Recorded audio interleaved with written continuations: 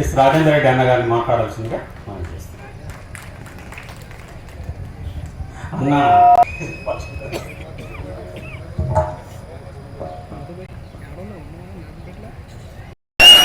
జై తెలంగాణ.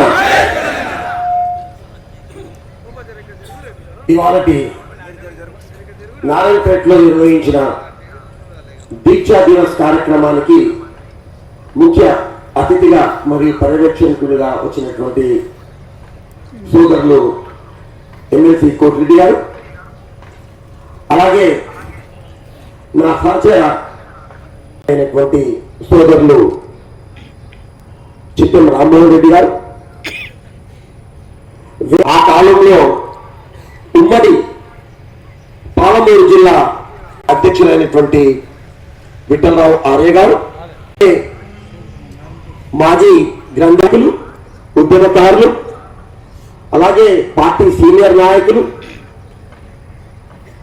వేదిక ముందు కూర్చున్నటువంటి మన టిఆర్ఎస్ పార్టీ కుటుంబ సభ్యులు, పత్రికా మిత్రులు, మీడియా మిత్రులు అందరికి కూడా పేరు పేరున నా యొక్క హృదయపూర్వక నమస్కారం. రాజకీయ మీటింగ్ ఏం కాదు, నేను రాజకీయాలు ఏం మాట్లాడదలుచుకోలే. ఇది ప్యూర్లీ ఆ రోజు ఏదైతే 2009 నవంబర్ 29వ తారీఖు చరిత్రాత్మకమైన రోజైనటువంటి దీక్షను ప్రారంభించిన రోజు, ఇది తెలంగాణ చరిత్రనే తిరగరాసిన రోజు అని మీకు అందరికీ కూడా తెలుసు. ఆ రోజును మనము మళ్ళొక్కసారి స్మృతించుకోవడానికి ఇవాళ మనమందరం కూడా ఇక్కడ సమావేశమైన. అలాగే ఈరోజు మన ఉద్యమకారులు ఈ నారాయణపేట జిల్లాల ఎవరైతే ఉద్యమాలు చేసిందో వాళ్ళను కూడా ఇవాళ మనము గౌరవించుకునాలే, తెలంగాణ తల్లికి పుష్పాంజలి ఘటించాలి. అలాగే అమరవీరులకు తెలంగాణ సాధించే క్రమంలో ప్రాణాలు వదులుకున్న అమరవీరులకు శ్రద్ధాంజలి ఘటించాలి అని ఒక ఉద్దేశంతో ఇవాళ ఈ కార్యక్రమం ఏర్పాటు చేయడం జరిగింది. తెలంగాణ అంటేనే ఒక ఉద్యమాల గడ్డ. 1969 వరకు కూడా తొలి తెలంగాణ ఉద్యమం నీరు కార్చిపోయినాక ఈ ఆంధ్ర పాలకుల ఆగడాలు ఇంకా ఎక్కువై తెలంగాణ అస్తిత్వమే మొత్తం కోల్పోయే టైంకు మన నీళ్లు, మన నియామకాలు, మన ఉద్యోగాలు, మన ఆఖరిలో మన కల్చరు అంతా కూడా నాశనం చేసే విధంగా తయారైనాక ఎవరో ఒకరు ముందరికి రావాలి, తెలంగాణని ఆదుకునాలని చెప్పి నేనైతే చెప్తా, ఆ దేవుడే ఒక కారణ జనములాగా కేసీఆర్ లాగా ఈ గడ్డ మీదకి పంపించిందని చాలా ఓపెన్ గా మాట్లాడుతున్నా. ఉద్యమంలో నా పాత్ర ఏం పెద్దగా లేదు, ఏదో ఉద్యమాలు చేస్తున్నట్టు నేను సహకరించి ఉండొచ్చు అంతే. కూర్చొని కంప్యూటర్ వేసుకొని చూస్తే నిజంగా చెప్తున్నా నా గుండె బరువెక్కింది. అది ఒక్కసారి చూస్తే నేనెందుకు ఉద్యమంలో పాల్పంచుకోలేదు, నేను కూడా ఆ రోజు జై తెలంగాణ ఎందుకు జెండా పట్టుకోలేదని చెప్పి కళ్ళలో నీళ్ళు వచ్చినాయి. ఇవాళ అది మళ్ళొక్కసారి ఇంటుంటే, నేను చూడకుండా కూర్చొని ఇంటుంటే కూడా నా ఎంటికలు కూడా లేచి నిలబడ్డాయి. అంటే అది అంత తమాషైన కార్యక్రమం కాదు. సుదీర్ఘంగా 14 సంవత్సరాలు ఒక ఉద్యమానికి నాయకత్వం వహించి ఎన్నో ఆటుపోట్లకు ఎదిరించి ఎన్ని అవమానాలు ఆ టీవీలో వీడియోలో నేను చూసిన. రాజశేఖర రెడ్డి గారు ఎంత హేళనగా మాట్లాడుతున్నారు. 10 సీట్లు రాలేదా, 50 సీట్లు కాబట్టి 10 గెలవదా, ఈయనకి తెలంగాణ స్థానాన్ని అంటున్నాడు. ఎంత బాధ అనిపించిండొచ్చు ఆయనకి, ఎంత క్షోభ అనిపించిండొచ్చు. ఆ రోజు నీ గవర్నమెంట్ వద్దు, నీ పదవులు వద్దని చెప్పి ఏకకాలంలో రిజైన్ చేసి కాయిదా ఆయన ముఖం మీద పడేసి వచ్చింది. 2004లో ఆ రోజు కాంగ్రెస్ పార్టీ టిఆర్ఎస్ పార్టీతో ఒప్పందం పెట్టుకొని మేము గెలిస్తే సెంట్రల్లో తెలంగాణలో ఆంధ్రప్రదేశ్ గెలిస్తే గెలిచిన వెంబడే మేము తెలంగాణ ఏర్పాటు చేస్తామని చెప్పి ఆ రోజు తెలంగాణ సెంటిమెంట్ను వాడుకొని గెలిచిన తర్వాత ఏలనగా మాట్లాడిండ్రు. ఆ రోజు మోసం చేసిండ్రు. 2004 ఎలక్షన్ అయిన తర్వాతనే ఇస్తామని చెప్పి 2014 దాకా ఆ రోజు మీరు మోసం చేసేది కదా. ఆ రోజు మీరు 2004లో మీరు తెలంగాణ ఇచ్చింటే ఏదైతే 1200 పై చిలుకు విద్యార్థులు కావచ్చు, నిరుద్యోగులు కావచ్చు, ఉద్యోగులు కావచ్చు, తెలంగాణ ప్రజలు కావచ్చు చచ్చిపోయే వాళ్ళ అమ్మనాయనలకు గర్భశోభ ఉండేదా? ఒక్కసారి మీరు ఆలోచన చేయండి. ఇలా ఇప్పుడున్న ముఖ్యమంత్రి అంటాడు, రేవంత్ రెడ్డి గారు ఏమంటారంటే తెలంగాణ ఇచ్చిన తల్లి దేవతనంట ఈ సోనియా గాంధీ. ఆయన కాళ్ళు కడిగి నేను ఎట్లా వస్తున్నానంట. ఆయన స్టేట్మెంట్లు ఆయన నువ్వు నా పక్కకే కూర్చున్నావు కదా తెలుగుదేశంలో నేను కూడా ఉండి ఆ రోజు ఏమండి బిడ్డ, ఆ రోజు 2004లో ఇచ్చింటే ఈ తెలంగాణ ఇంతమంది 1262 మంది బలి కాకుండా కదా. నిజంగా చెప్పాలంటే సోనియా గాంధీ బలిదేవత అన్నది నీవే కదరా నాయన రేవంత్ రెడ్డి. అది నోరా ఇంకేమన్నా ఒకసారి ఆలోచన చెయ్యి. ఇవాళ కాంగ్రెస్ పార్టీలో మీకు ముఖ్యమంత్రి పదవి ఇచ్చిందరే తెలంగాణ తల్లి అంటారు. రేపు పొద్దుగాల బిడ్డ మీ గురించి అందరికీ తెలిసిడా. వేరే దగ్గర హైదరాబాద్ లో తెలియదేమో కానీ మా నారాయణపేట జిల్లాలో నీ గురించి అందరికి తెలుసు. ఆ రోజు నువ్వు బలిదేవత అన్నావు. ఈ ఏళ్ళ నువ్వు ఆమె కాలు కడిగి ఎట్లా పోసుకుంటాను. రేపు నీ ముఖ్యమంత్రి కూర్చిపోతే మళ్ళా ఏమంటావు నాకైతే తెలియదు. ఇది ఆయనది. ఇవాళ మీకు ఇవాళ ముఖ్యమంత్రి అయిన తెలంగాణకైతే అది కాంగ్రెస్ పార్టీ పెట్టిన భిక్ష కాదు. కేసీఆర్ సుదీర్ఘంగా పోరాడి తెలంగాణ తీసుకొచ్చినందుకే ఇవాళ నువ్వు తెలంగాణకు ముఖ్యమంత్రి కాగలిగిన ఒక్కసారి ఆలోచన చెయ్యి. నువ్వు ఎవరైనా కాళ్ళు కడిగి నెత్తిలో పోసుకోవాలనుకుంటే అది కేసీఆర్ కాళ్ళు కడిగి నెత్తిలో నువ్వు పోసుకోడు. లేకుంటే నీ జన్మల నువ్వు ముఖ్యమంత్రి అవుతుంటివా? ఎన్ని ఆటుపోట్లకు ఎదిరించిండు, ఎన్ని కష్టాలు పడ్డాడు. ఒక్కసారి ఆలోచించు. ఊర్లో మన ఇంట్లో 10 మంది ఉంటేనే ఒప్పించడానికే కష్టమవుతుంది మనకి ఏదైనా ఒక ప్రాబ్లం వస్తే. అటువంటిది కాశ్మీర్ నుంచి కన్యాకుమారి వరకు దాదాపు 36 పార్టీలను ఏకం చేసి అందరినీ ఒప్పించి తెలంగాణకు అనుకూలంగా లెటర్లు తీసుకొచ్చారు కదా. మీరు ఎన్ని పరీక్షలు పెట్టిర్రు. ముందు ఇస్తామన్నారు, తర్వాత లేదు ఏమైందా అని అడిగితే వేరే పార్టీలు ఒప్పుకుంటలేవు. మేమేం చేయాలి, మేము ఒకరం కాదు కదా. యూపీఏ ప్రభుత్వం అంటే ఆ ప్రభుత్వంలో ఎన్నో పార్టీలు ఉన్నాయి. వాళ్ళు ఒప్పుకుంటలేరంటే ఒక్కొక్క పార్టీ వాళ్ళ దగ్గరికి పోయి చేతులు పట్టుకున్నాడో, గదో పట్టుకున్నాడో, ఎట్లా మొప్పించిండో, ఎంత కష్టపడ్డాడో, ఎంత క్షోభపడ్డాడో, అన్నం తిన్నాడో తినలేదో, ఎన్ని రాత్రులు నిద్రపోలేదో ఒక్కొక్క పార్టీని అడుక్కొని వాళ్ళని ఒప్పించి మెప్పించి 36 మంది దగ్గర ఉత్తరాలు తీసుకొచ్చేది అంత ఈజీయా? ఇది తెలంగాణ కోసము కేసీఆర్ చేసే త్యాగం కాదా? ఇలా ఏ పార్టీ అని ఉండొచ్చు, కానీ తెలంగాణ తీసుకురావడం అంతా ఆయన పాత్ర ఎటువంటిది అనేది ఒకసారి మనం గుర్తుపెట్టుకోవాలి. 36 మంది పార్టీల దగ్గర లెటర్లు తీసుకొచ్చి, అయ్యా ఇంకో ఇది తీసుకో, ఈ లెటర్లు ఇది బాగానే ఉన్నాయి కానీ అన్ని పార్టీలు లెటర్లు ఇచ్చినాయి కానీ ఒక పని చేద్దాము, తెలంగాణ ఇవ్వాలా ఇవ్వద్దా అలా ప్రజల అభిప్రాయ సేకరణ చేయాలి అని చెప్పి ప్రణబ్ ముఖర్జీ కమిటీని ఒకటి పెట్టి, అంతా అయినాక శ్రీకృష్ణ కమిటీ అని ఒకటి పెట్టి దాంట్లో 8వ అధ్యాయం అని ఒకటి చేర్చి తెలంగాణ ఇస్తే ఇంతకు ముందే మన సీను చెప్తుండే ఇది నక్సలైట్ రాజ్యం అవుతుంది, Telangana state is not feasible అని రాపించి తాత్పర్యం చేసింది మీరు కాదా? ఈ కాంగ్రెస్ పార్టీ కాదా? మీ యూపీఏ ప్రభుత్వం కాదా?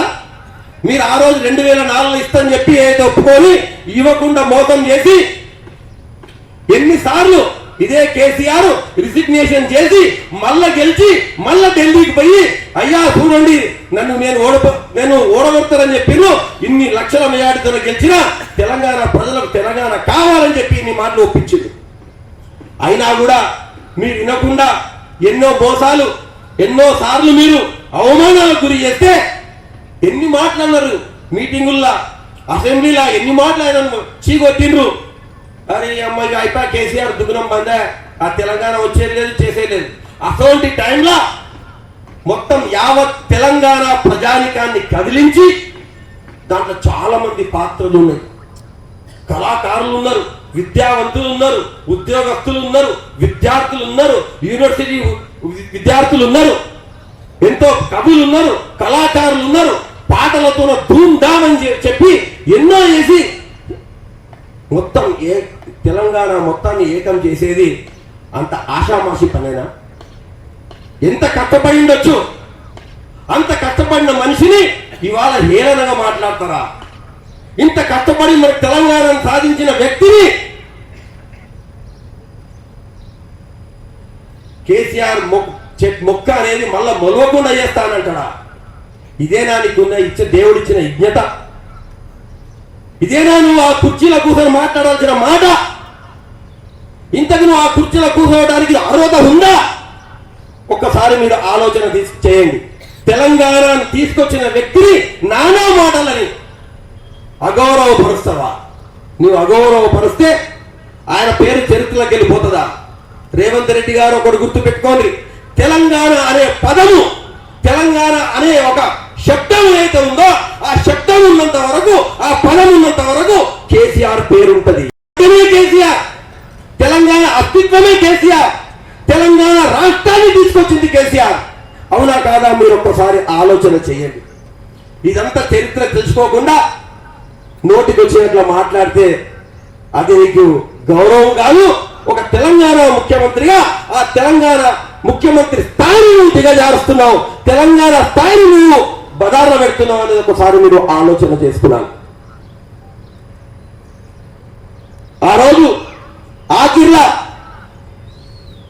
నవంబర్ 29, 2009 రోజు ఇది ఇట్లయితే కాదు, వీళ్ళు వినరు, వీళ్ళని మెడలంచి తేవాలని చెప్పి ఆ రోజు అయ్యా ఇవాళ నేను నిరాహార దీక్ష కూర్చుంటున్నా, ఆమరణ నిరాహార దీక్ష కూర్చుంటున్నా, కేసీఆర్ సచ్చుడో తెలంగాణ వచ్చుడో అని చెప్పి ఆ రోజు ధైర్యంగా నిరాహార దీక్షకు కూర్చుని మీరందరూ కలిసి వేల మంది పోలీసులను పంపించి వారిని అరెస్ట్ చేసి తీసుకుపోయి ఖమ్మం జైల్లో పెట్టినా కూడా జైల్లో కూడా నిరాహార దీక్ష చేసి 11 రోజులు నిద్రాహారాలు అన్నం విడిచిపెట్టి కూర్చున్నాడు కదా. ఇంకా అయిపోతాడు, కేసీఆర్ చనిపోతాడేమో అనే వార్త ఢిల్లీ పెద్దలకు చేరితే అయ్యా ఆయనకేమన్నా అయితే మొత్తం తెలంగాణ అగ్నిగుండం అయిపోతుంది అని ఒక భయానికి ఆ రోజు మీరు పార్లమెంట్ లో చిదంబరం ద్వారా మీరు మైక్ లో చెప్పించిండ్రు, కేసీఆర్ గారు మీరు నిరాహార దీక్ష ఉపసంహరించుకోండి, మీకు తెలంగాణ ఇష్టము అని ఆ రోజు డిసెంబర్ 9వ తారీఖు రోజు మీరు ప్రకటించారు. ముత్తగియలే అంతమందిని సచ్చినాక తెలంగాణ మన రథసారథి తెలంగాణ సాధించిన వ్యక్తి కేసీఆర్ గారు సాగు నోట్ల తల పెట్టినాక ఒక భయపడి ఆ రోజు మీరు తెలంగాణ ఇవ్వడం జరిగింది.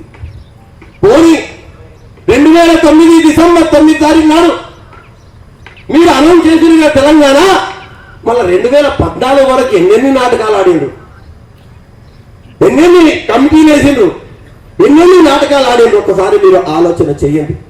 అప్పుడే కదా సకల జనుల సమ్మె, ఆర్టీసీ ఉద్యోగుల సమ్మె, రోడ్ల మీద వంట మార్పులు, రైలు రోకోలు, మిలియన్ మార్పులు, సాగర హారాలు, ఏ స్కూల్ పైన స్కూల్ బంధు, కాలేజీలు బంధు, విద్యార్థులు రోడ్డు మీద దాదాపు 4.5 సంవత్సరాలు ఆ ప్రభుత్వాన్ని గడగడలాడించి ప్రభుత్వాన్ని నడపనీయకుండా ఆపింది కదా. ఒకసారి ఆలోచన చేయండి. 2009 నుంచి 2014 వరకు నా స్కూలు నడవలే, నా ఆఫీసులు నడవలే, రైలు ఎప్పుడు బంద్ అవుతుందేనో, బస్సులు ఎప్పుడు బంద్ అవుతుందేనో, అసెంబ్లీ అయితే నడవనీయలేదు. మీరు చూసి హరీష్ రావు వాళ్ళు ఎట్లా పోరాడుతుంది, ఉన్న కొంతమంది కూడా అసలు నడవనీయకుండా ప్రతి దగ్గర అడ్డం వేసి ఇక ఇది కాదురా నాయనా అన్నాక మీరు 2014 2013-14 మీరు ఇంత అనౌన్స్ చేసేది కదా. మళ్ళీ ఇంత చరిత్ర ఉన్న కేసీఆర్ గారిని చరిత్రలో లేకుండా చేస్తా అంటావు, నీకు నోరెట్లు వస్తుందయ్యా?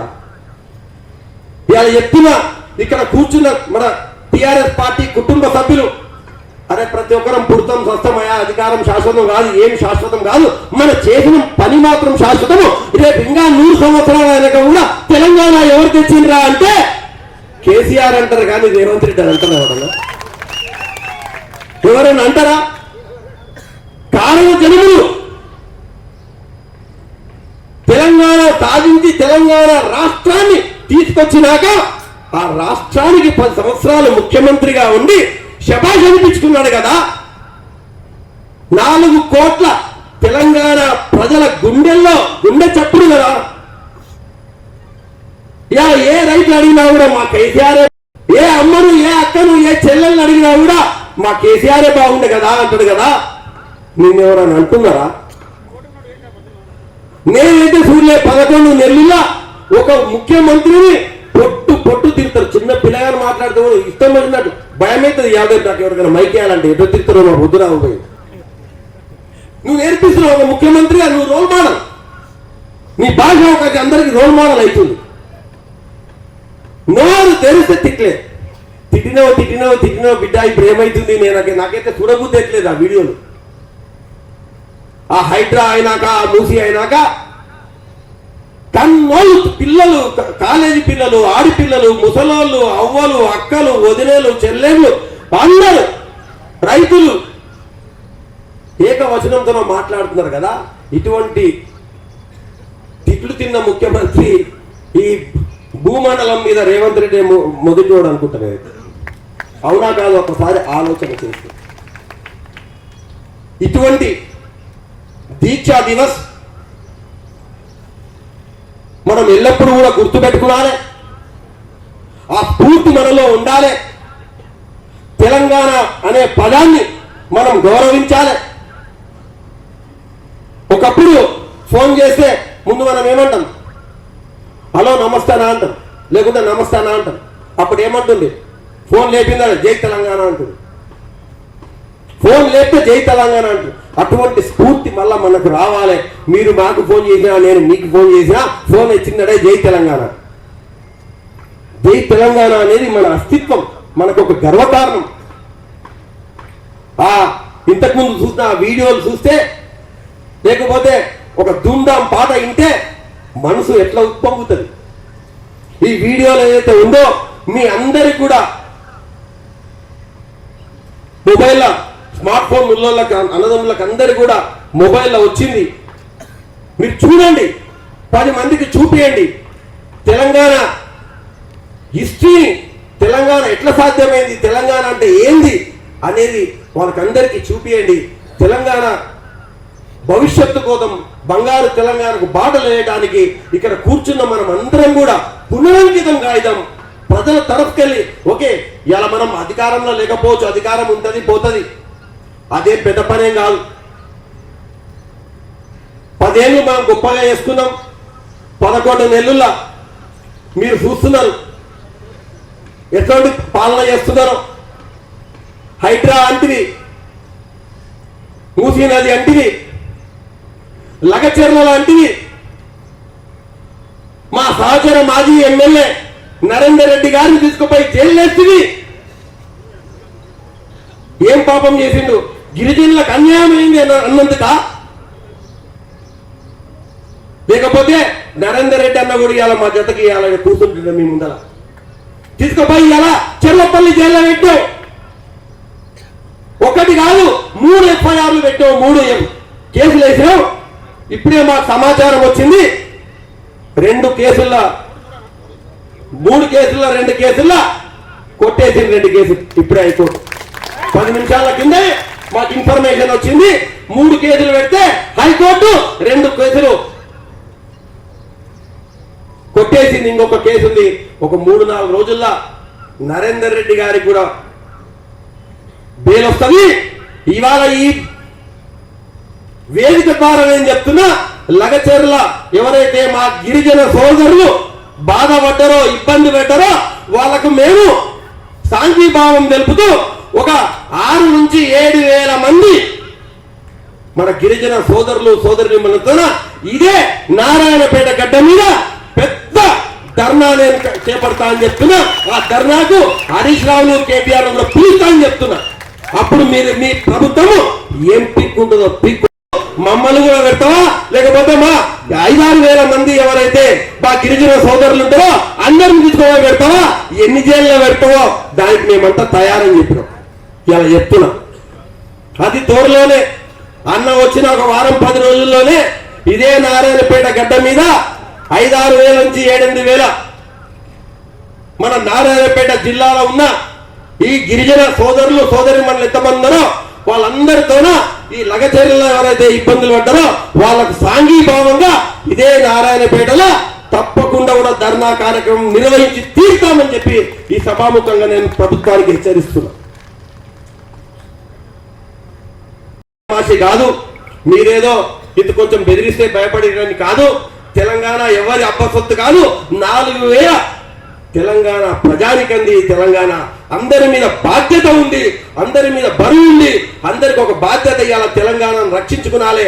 ఎందుకంటే గత 10 సంవత్సరాల్లో ఎన్నో రంగాల్లో భారతదేశంలోనే తెలంగాణను నెంబర్ 1 గా చేసిన ఘనత మన బీఆర్ఎస్ పార్టీకి చెందుతుంది, మన కేసీఆర్ సార్కి చెందుతుంది అని చెప్పి మళ్ళొకసారి తెలియజేస్తూ, మళ్ళొక్కసారి ఎవరైతే ఈ తెలంగాణ కోసం ప్రాణాలు అర్పించిండ్రో వాళ్ళందరికీ కూడా నేను వాళ్ళ ఆత్మలందరూ కూడా శాంతించాలి అని చెప్పి దేవుణ్ణి ప్రార్థిస్తూ, ఇక్కడ వచ్చిన